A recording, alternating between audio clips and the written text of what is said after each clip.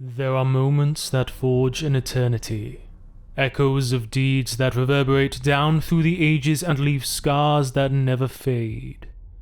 Saviors, sinners, devils, angels.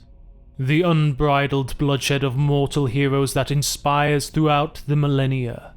The stalwart last stand of the defiant few against the raging hordes. The eternal unlife of a father and the death of his son. This is one of those moments, yet it is not a glorious one, not the one you hear of in legends and stories. For this is the truth of the matter. This moment, this pivotal story has left its mark on a million lives. It has forged the successors of the blood with its fables and fallacies. It has inspired the citizens of the Imperium for century after century. The lie of it has served more than the truth ever could. But when a favored son, an admired father, a beneficent lord is brought low, that is one thing. To know that his actions were in vain, that his slaughter served nothing, and that his life was ended in agony, brutality, and bloodshed, is another thing entirely. This is the grimdark in all its glory. This is the tale of the Death of Sanguinius.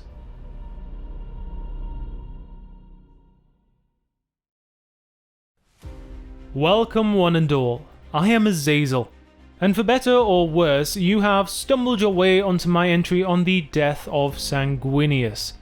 I won't ramble on with an introduction, just merely a request to like, comment, and subscribe if you feel like you enjoyed this entry. For now, let us explore the death of a son, the murder of a brother, and the cursed legacy of a father. Steel your hearts and gird your minds as we enter the most horrific place imaginable.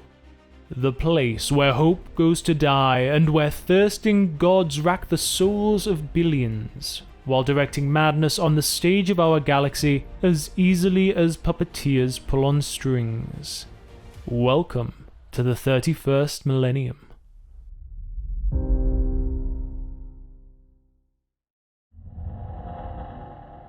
At this moment in time, hope is at its bleakest. Horus has come to terror with an armada. Daemons, traitors, and beasts swarm over the planet. The screams of the dying resonate across the landscape of the Imperial Palace. The counterpoint of weapons fire, adding a never-ending staccato to the chorus. Fire and bloodshed reign across the birthplace of humanity. Despite their best efforts, the Loyalists are losing. All of Dawn's stratagems and defences have come to naught, overwhelmed by sheer numbers. Sanguinius, having duelled and beaten Karbanda and his own brother Angron, is at the limits of his superhuman strength. The Khan clings to life by the slimmest of threads after defeating Mortarion. Now, the Emperor prepares to descend from the throne. His seneschal, his confidant, his one true friend Malcador, prepares to take his place upon the ancient device, knowing that there will be no salvation from the fate he goes to. Hope is bleak. Hope is a forgotten thing. There is only one option, one last gambit to turn the tide, a strike force to the heart of Horus's flagship, even as terror itself descends into the bowels of the warp. There is so much to be said of Sanguinius's deeds. However, perhaps most surprising of all is his moment now, to change the Emperor's mind. His father, ever one to cleave to isolation and distance, planned to board the vengeful spirit without his sons by his side, to leave the Primarchs to take defense of the planet, yet here stood Sanguinius, hiding his hurts, his scorched and shredded wings. He ignored the trails of blood droplets that dotted behind him like a train of rubies, for he understood the stakes at hand. He who, beyond all his brothers, was most like his father, knew the prices to be paid, the costs to be spent, and the debts that would be called due. And he went for one reason and one reason only: to cheat fate. For Sanguinius foresaw his own death at the hands of Horus. For years he had tried to outplay and outmaneuver his destiny. Yet this was the time. For Sanguinius believed that this was the moment when Providence hung upon a coin toss. If he failed to go with his father and face Horus, then Horus would have to survive to face Sanguinius, and that would mean the Emperor had failed. By joining the attack on the Vengeful Spirit, Sanguinius would either die, knowing his father still yet had a chance, or he would alter his visions of the future. So prepared Anabasis, the final strike. The Emperor, Valdor, his custodians, his sons Sanguinius and Dawn and their chosen warriors, they gathered together, armed and armored in their panoply of war. A force that alone could conquer worlds with ease. A group of warriors that on any other day could annihilate any force in the galaxy. Yet this is not any other day. This is a day unending. The day when time stood still and eternity took its place in each breath. Here they gathered, these dauntless few. The last moment they would be together. The final farewell before the end and the death.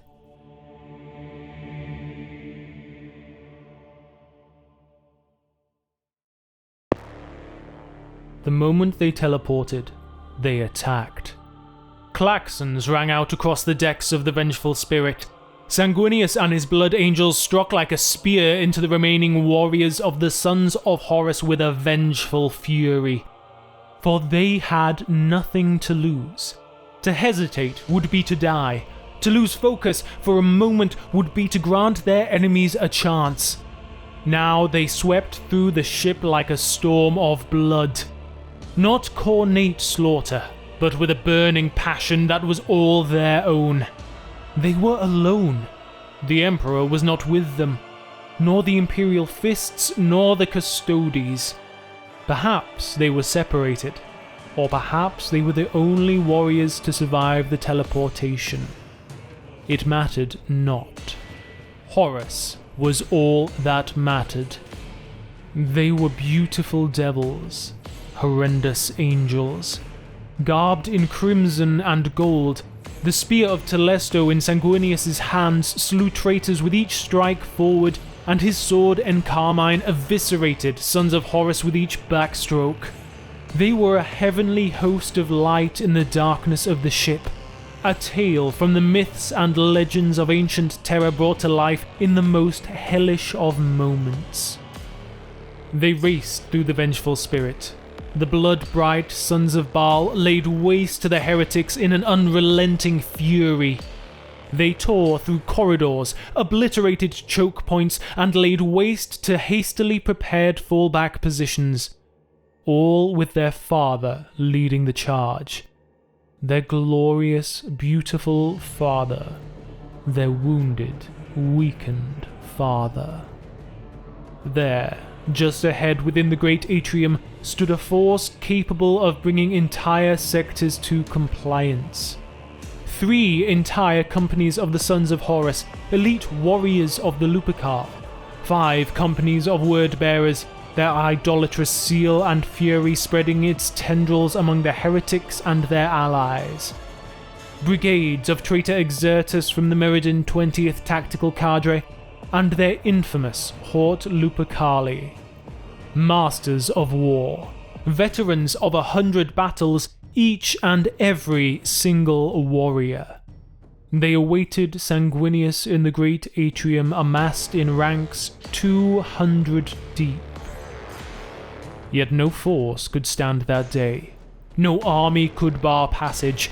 Not before a son, a father, a brother betrayed, Sanguinius burst forth into the great atrium, no longer a noble ideal of an angel, but of a blood-soaked ghost of vengeance that threw itself into the wall of death with a fury unmatched.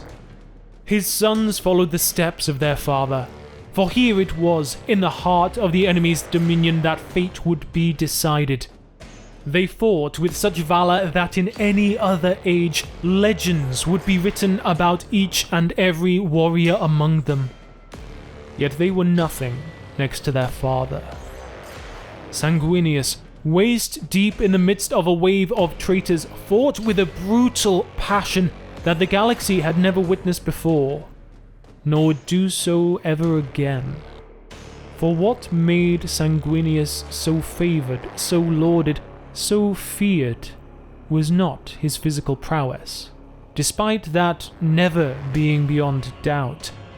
Foremost among Sanguinius's greatest gifts were his mind, his soul, and purity of spirit. And here he fought with everything he had and more. His very aspect of being shone through, a blessed devotion like a raging torrent of fire, akin to the very presence of the Emperor himself, tore through the traitors. Heat and light and death billowed from his very being. The traitors succumbed to the awful radiance, dying, burned and blinded by the sun of the Emperor's true and awful aspect. Like the anger of a dying god, he was beautiful and terrible to behold. Yet Sanguinius was not here to kill his brother's sons. He had one goal and one goal only. In the midst of battle, he used the Spear of Telesto to prise open the inner hatches, before throwing it with deadly accuracy to eliminate a dreadnought that threatened the lives of his sons around him. With his final words to his sons, ordering them to secure the breach and hold it, he continued into the darkness. Behind him, an explosion and a sudden sound as the doors slammed shut. He was alone for his final confrontation. No more would he speak with the living. This was the last moment Sanguinius was seen alive, before his terrible, bloody end. Sanguinius continued into the darkness. The air was cold and crisp about him, as if it knew nothing of the thrumming engines of the ship or the throes of battle beyond the hatches behind him. It smelt of decay and death, of an ancient sepulchre, an abandoned and derelict temple of the ages. Shadows flickered in the gloom. A looming figure, large, too large to be any living Primarch, appeared and faded away. Sanguinius continued on, ever wary of a trap or a strike in this den of madness. As he continued, he saw the rectangular stone blocks lining the next chamber, each enormous, too large for mere mortals or even space marines. Caskets, he realized. 20 stone caskets, each bearing a shroud of deep reddish purple, the color of mourning. There, marked 9, lay the only one open, its shroud folded and prepared on the top, as if waiting for its occupant to take its place within. There, on the day of the impossible, a voice spoke to him, a voice he knew, that he loved, that he missed. A voice that, in hearing, caused more pain than any of his hurts and wounds. It was the voice of his dead brother, Ferrus Manus. The impossible, but there he was, the Primarch of the Iron Hands, once the most beloved of Fulgrim before the betrayal of fratricide, and yet when he spoke, it was as an echo of the brother Sanguinius once knew. like a voice from far beyond, reaching back over immeasurable distances. His form, solid, corporeal, yet the words he spoke didn't always match the patterns of his mouth. To mourn a brother's death is one thing. To see him brought back in this form hurt all the more. It wasn't an illusion, a phantasm, a trick of the mind. It was a twisted version of reality, and Sanguinius knew that it was real. Yet he did not trust it either. The warp gives only to receive. It does not do so out of goodwill or sentiment. It works only unto itself. No matter how steel of will or armored of mind individuals are, no matter their claims that they can control it, it serves only itself. For the spirit of Ferrus to be here, there had to be a reason, a direction, a desire to bring two brothers together once more. Sanguinius knew it had to be Horus. It could only be Horus. Ferrus. Straight-talking, down-to-earth Ferrus admitted as such. Horus, using his will and power, had brought Ferrus back from the other side of mortality to warn Sanguinius. To make a statement, a message, an offer. The message. It was done. It was over. Horus was victorious. He had split open the Empyric realm, could do as he wished, and not a soul could stop him. Chaos had won. The triumph of ruin had arrived. Sanguinius could die as a foe, or submit and live. Perhaps even help guide Horus in a way. Help create the best version of this nightmare of ruin, to mitigate his brother's worst impulses. Sanguinius, most loyal and adored of all, would never succumb to such an offer. That Horus had sent it only proved that Horus was insane. Sanguinius would rather fight, let the galaxy burn down around them, and die before he capitulated to serve his brother in treachery. Ferrus, or the apparition of him, led his brother on. His form carved away through the blackness, through the twists and turns of the unreality that the vengeful spirit was sinking into, guiding him ever towards Horus, to their final confrontation. The end of the cycle that started with Ferrus. Onwards, through the bowels of the ship they continued. Wars turned to dead flesh and calcified meat rather than the plasteel of their origin. Wailing cries and pained speeches echoed through the silence, the husks of those who had gone, the cries of the damned. His brothers, Sanguinius realized, those were the souls of his brothers, those who had fallen, like Ferrus, and the others who had given themselves to the dark pantheon.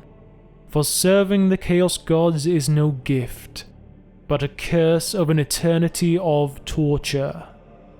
Whole though his fallen brothers may appear, yet their souls were no longer their own, and here they cried out, a testament to their follies. Sanguinius marched on.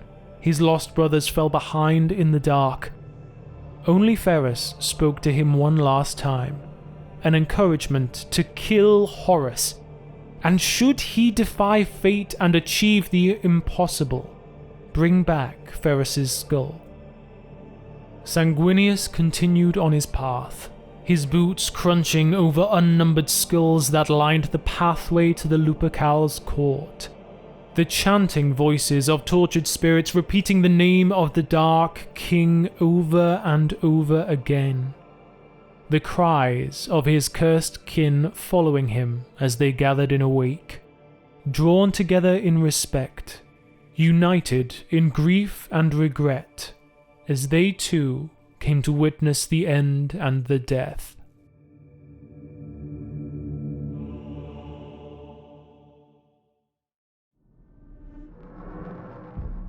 Fluted columns and graceful arches soared over the polished stone floor, a structure of obsidian and black that dwarfed every piece of architecture that Sanguinius had ever seen. He was a golden speck amidst a chapel of endless night. Around him a molten crimson glow lit the scene.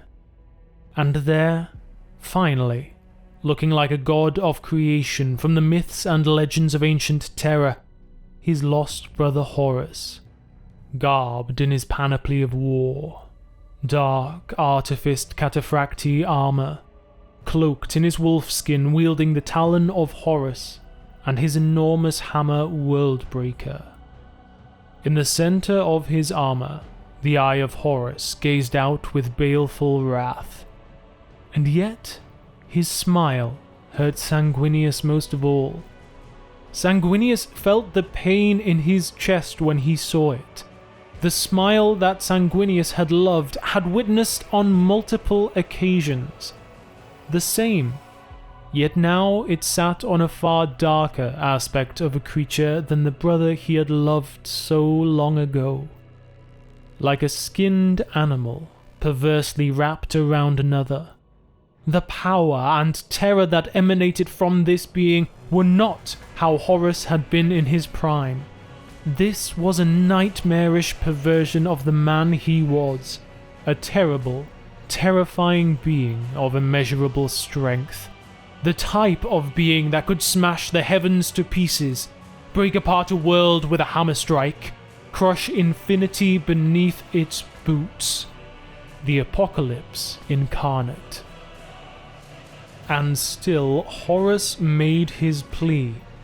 "Join me," he entreated.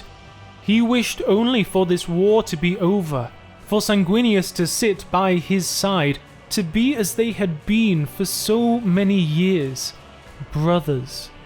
Sanguinius would have a coronation and ascend to Horus's side, to be lauded and loved and feared and feted in equal measure, to be together once more.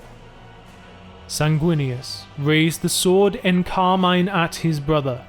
He would not be deterred, not by past romanticisms of fraternal love, nor by the foreknowledge that he would die at Horus's hand.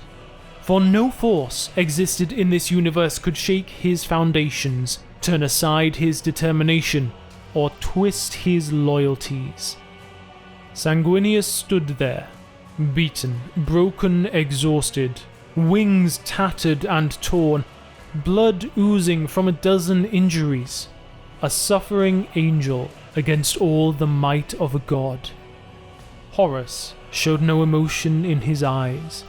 They were the fathomless depths of eternal night, the hunger of a predatory ocean beast, the cataclysms of worlds, a gaze that could break a transhuman.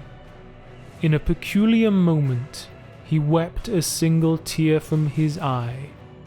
Pity. And then there was no time for words. Horus moved first, a dreaded step with all the weight of eternity, with the intention of an implacable entity. Another step forward with murderous intent. He was fast, faster than one could see, for he was not a trained human, not a space marine, not even a Primarch anymore. His maul, Worldbreaker, so heavy that a lesser being would fail to hold it up, moved so quickly that it broke the sound barrier. Each movement a thunderclap as the displaced air collapsed to replace the vacuum left. Yet Sanguinius was quicker. He took to the air in a graceful leap. He forced the duel into 3 dimensions. He arced across Horus, wings using every fiber, every feather to force somersaults.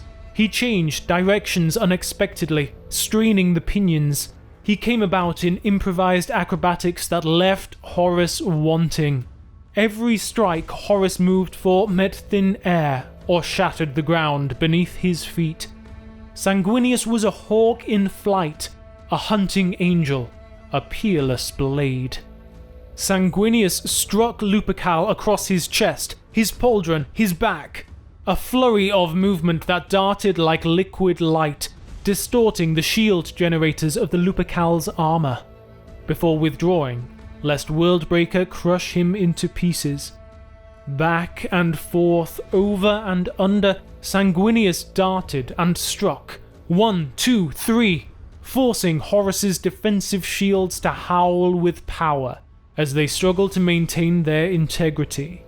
Horus swept his talon across to eviscerate his brother, yet Sanguinius was already gone, airborne and swinging around for his next attack, forever swooping, circling, climbing, darting, taking a toll on Horus piece by piece. For Horus would never be stopped by sheer power, but by the death of 1,000 cuts, Sanguinius may just see it done. And if not, perhaps Horus would be weakened by it. Sanguinius struck hard, slashing Horus's protective gorget, slicing his pauldron, and digging Encarmine into Horus's waist. Horus responded with a blow that never landed, creating a crevasse in the floor 20 meters long. Sanguinius landed at the end of the rift between them. The destruction wrought by Worldbreaker, a fitting metaphor for the damage the War Master had wrought across the galaxy on his journey to Terra, and the newfound distance between these brothers.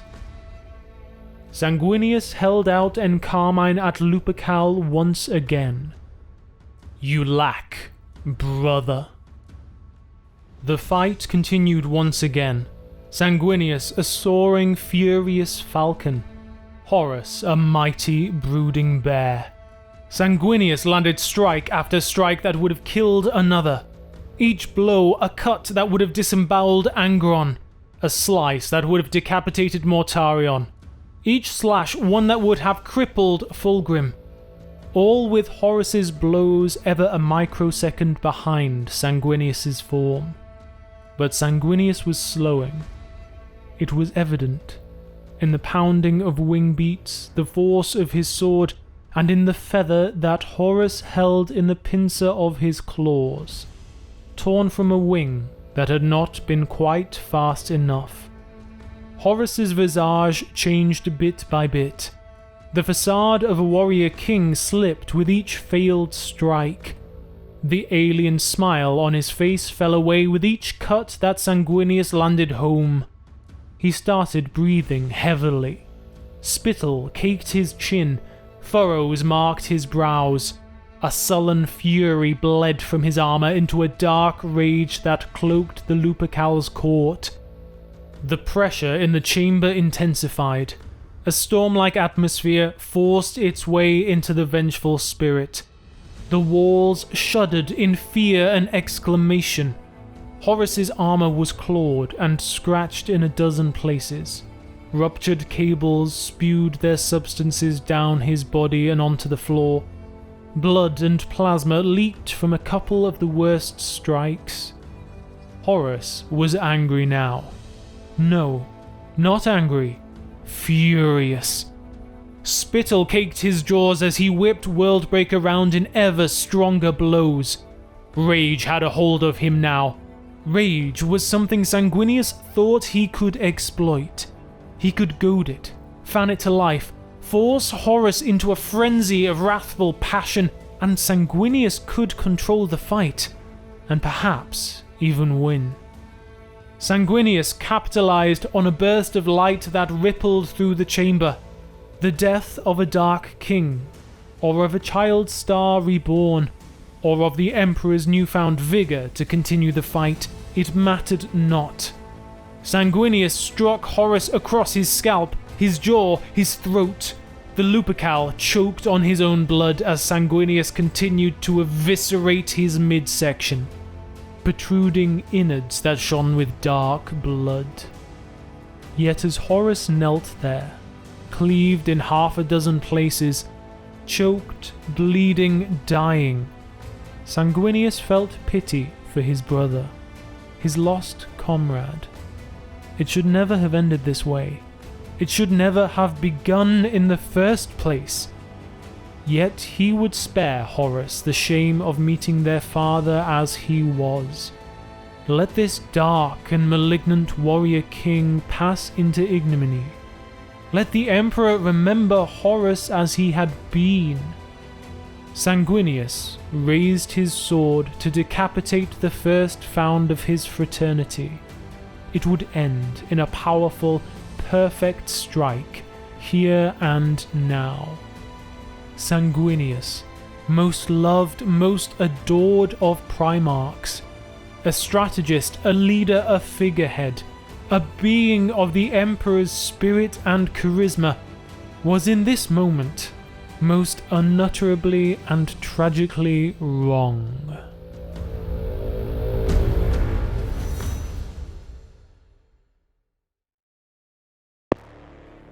The haft of Worldbreaker met Sanguinius' blade and carmine with a jarring shock that shook the angel's arm.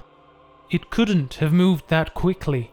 No weapon, no being could move that quickly. Once more the angel struck, only to be parried with ease by the Lupercal as he rose to his feet. His wounds weren't slowing him down, not weakening him 1 ounce. Only then did the truth come to light. Horus had been holding back. He'd been allowing the angel his strikes, using only what was necessary. He'd been waiting for Sanguinius to fail, to fall, to come to his side. Horus had become so much more than he had been before, so much more than the angel was. And now he was finished playing. Sanguinius rained blows down upon the Lupercal, each a killing blow on any other day, at any other time. Each one parried, blocked, or dodged with a speed that defied reality. Sanguinius took to the air to utilize the sliver of an advantage that he had, only for Horus to reach through impossible dimensions of unreality and grasp the angel's ankle with the talon. And then Horus pulled with the weight of a titan. Sanguinius slammed into the deck. His wing hit the ground first. It folded under his weight and crushed the multitude of flight bones within. His ankle armor tore and ripped into the flesh, muscle, and bone beneath. His golden armor popped, rent, and shattered in a dozen places as it made contact with the floor. His face, still an rictus of shock and awe, rippled with the whiplash as the back of his head made a crater within the metal beneath him. Wing, ribs, ankle, all broken and fragmented. Sanguinius took a moment to regain consciousness, the pain of a dozen wounds overwhelming his nervous system in a flood of agony. A broken angel, he would never fly again. And then Sanguinius, lauded and celebrated by a trillion souls, began to crawl on his hands and knees like a wounded animal.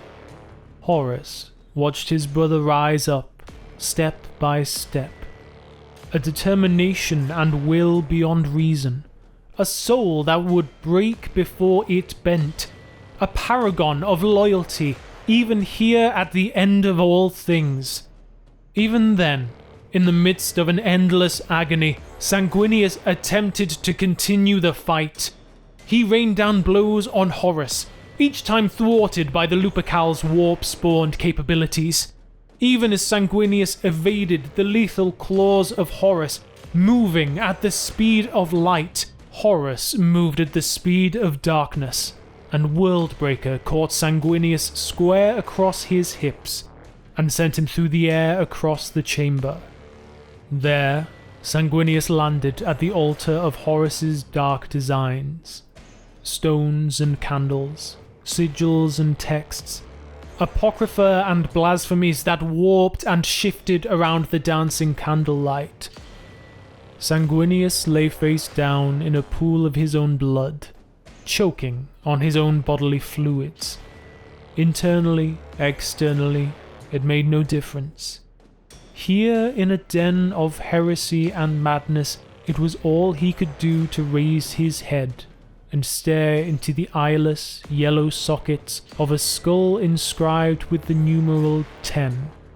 Sanguinius and Ferrus met once again, there at the end, face to face, the dead to the dying, the spirit to the suffering. Horus wrapped his talon around Sanguinius's ankle and dragged him from the chamber face first on the floor. The angel, struggling and whimpering, smeared a trail of blood from where he had landed. Horus discarded him in the center of the court, face up, gazing into the darkness. Sanguinius could feel them now. The Old Four had gathered to witness this fratricide. The gods assembled in their full pantheon to gaze upon the scene, their multitudes and legions of babbling, exuberant minions twittering and wittering amongst the darkness. Sanguinius tried to stand. He had to. He wanted to be on his feet when the final blow fell, to die proudly, like a warrior of old, to face the oncoming darkness with dignity and pride. He would get neither. Horus swept Worldbreak around and dealt Sanguinius a crushing blow, pulverizing bone and meat and muscle. Again and again Horus struck Sanguinius like a dog. Sanguinius had stood against him, had stoked his anger into fury, and now he would pay for his petulance and resistance. Ribs shattered, collarbones fractured, organs ruptured in gory explosions within Sanguinius's body. The skin across half his face fell free, torn near clean off, before falling back like an ill-formed mask. His body was failing. No being could withstand such punishment, such damage, such a furious onslaught. Horus stretched out his talon and raised Sanguinius up. He hung there, like the bloody pulp of a marionette puppet with its strings cut. A vessel barely capable of tethering the spirit of Sanguinius within the mortal realm. Horus squeezed slowly. He was in no rush. The first found instrument of chaos had won. Now was the moment when Sanguinius would speak his last words. Surely a being of noble virtue could find a last defiant statement, an abjuration that would dignify an ignoble death at the hands of his brother. Yet there was none. This was no fairy tale. Sanguinius could no longer speak. He was broken in 100 places. He was drowning in his own blood. Horus squeezed until he felt the crack of vertebrae and let the body drop to the ground. Dark, chittering things scuttled out of the blackness and dragged the meat sack that had once been the brightest of the Emperor's sons away.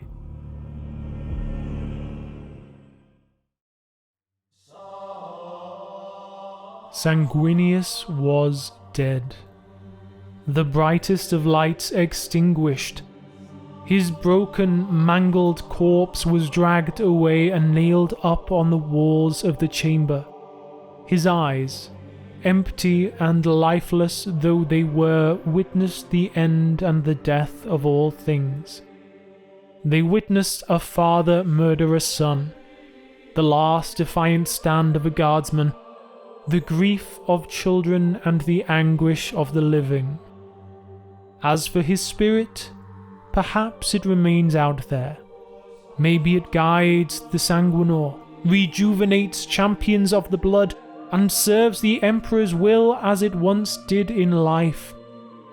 Yet for a life lived with nobility, grace and virtue, Sanguinius died as a beaten, disobedient cur. His form, a sack of bloodied pulp and broken organs. His last moments, an eternity of agony. Fate, it seemed, could never be cheated. Not even on that day that was not a day. Destiny comes for us all in the end.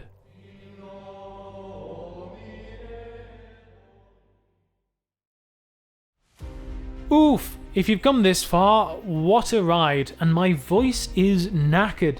Every time I reread the books, Sanguinius' death hits like a freight train. Having who could arguably be perceived as the best Primarch in every sense of the word get absolutely train-wrecked by Horus after having a seeming glimmer of hope is everything I wanted in this grimdark universe of despair. I remember being so excited when the book was being released and knowing we would get to experience this. And not only that, but not allowing Sanguinius to have any final words is just the icing on the cake. It's brutal and effective, since in every story a martyr usually has some epic final things to say. But brutal, beaten silence was a vicious way for Sanguinius to go. I've got much more to witter on about when it comes to stuff like this, but I shan't keep you here. You clearly wanted some dramatic soliloquy for your model painting time, and I hope I have served you well this time. So do please like, comment and share. It helps me so much. And constructive criticism is always welcome. After all, our detractors often give us the best path to improvement. Oh, and give me a shout out to your friends. With that said, I do hope you enjoyed this grimdark tidbit, and I hope you enjoyed some escapism from reality. Until next time.